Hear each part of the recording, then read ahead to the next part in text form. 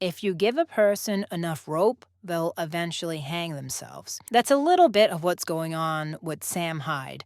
He's been making the rounds on a bunch of podcasts. He had a freak out, a crash out on the Harland, this guy named Harland.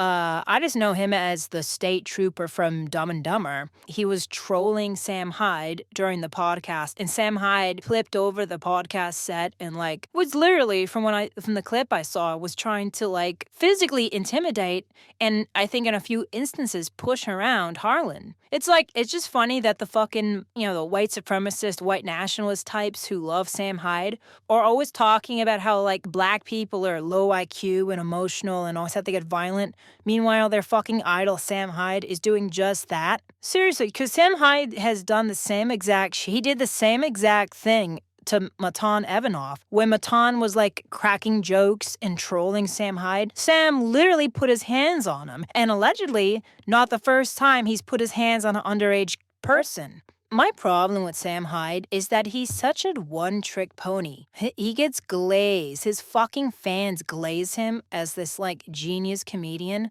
when he's really not. He's not a genius comedian.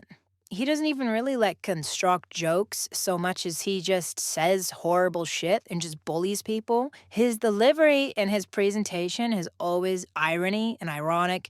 And everything he fucking does and says, okay, if he takes a fucking shit or a farts, people are like, well, there's layers of irony going on and I just don't. It's the same thing with Brittany Venti. People are always like, whoa, there's layers of irony going on with Brittany Venti. Sometimes, with Brittany Venti, yes, sometimes there is layers of irony. Brittany doesn't explain herself very often, so she's very hard to understand. Sam Hyde, not so much. It's pretty straightforward. When he says he's a racist or he says he's a bigot, there's no irony. She's just saying what he thinks. It's what's called post-irony. It's presented as ironic, but it's actually not. Which is fine, but it just gets old and it gets tired. When Sam is actually challenged comedically, he fucking folds.